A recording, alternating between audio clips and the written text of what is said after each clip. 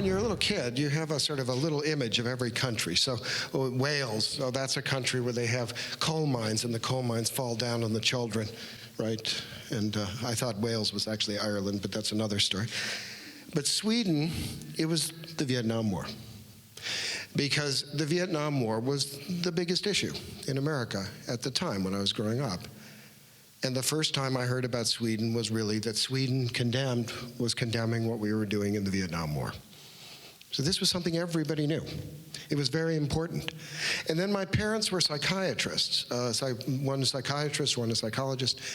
And so I also was aware that Soviet psychiatrists, that Sweden did not approve of Soviet psychiatrists because they were doing terrible things to people who just politically disagreed with the government, and that Soviet psychiatrists weren't allowed in Sweden. Now, I don't even know if that's really true, but that was my impression as a child.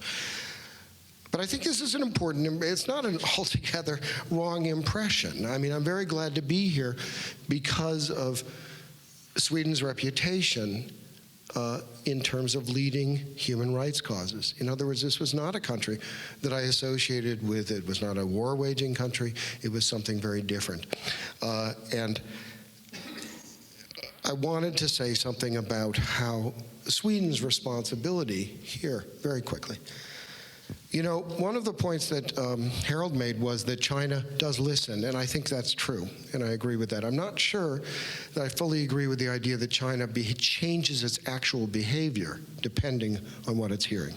It perhaps does not. In general, there's one piece in that film. I didn't make that film, this little 20-minute thing, but it does have one quote which I think is very true. I really did think I was writing history when I was writing my book, The Slaughter. I thought, this is history. There is no way the Chinese can continue to do this. It's too irrational. Yes, it's an $8 to $9 billion industry, but it's also true that they must be aware, they're obviously aware of how this is affecting their reputation in the world. The big money isn't in transplantation. The big money's in pharmaceuticals. That is China's future. That's a pillar industry. That's obviously the direction they want to go, and I still think that's true. But there's another part to this which is perhaps more important than the money or the medical incentives, and that is to destroy China's internal enemies. That originally was the case. We know that it started with the Uyghurs in 1997.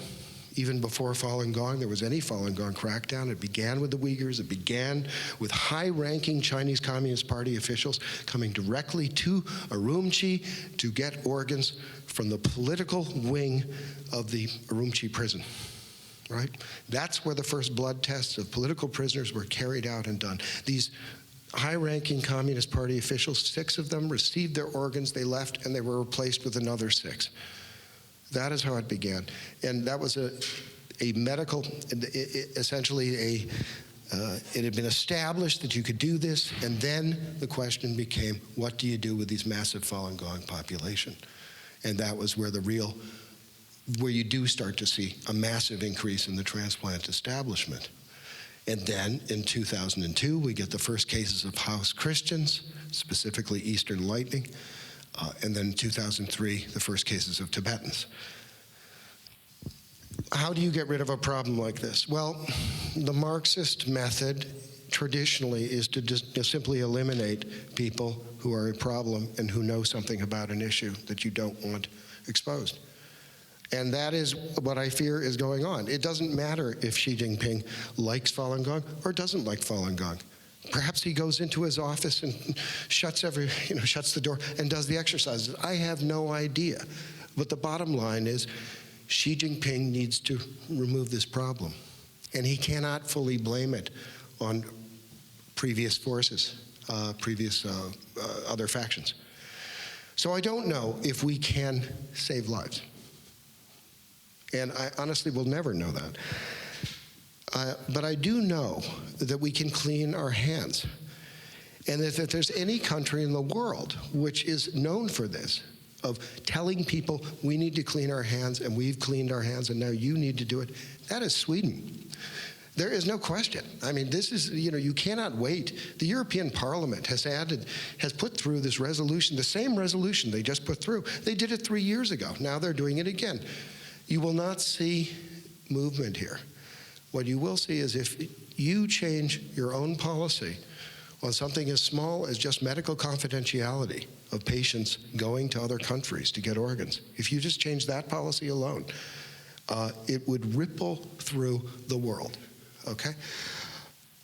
So for that reason, I really am in the right place, and I just wanted to thank you all for coming, and I really look forward to your questions. By the way, if you have skeptical questions, things that that's absolutely welcome. The only reason why we're starting to get a big lift-off in the press and with governments and even with, for the first time, human rights groups like Freedom House and so forth, is because people ask those skeptical questions. That's what led to the big change. So thank you very much.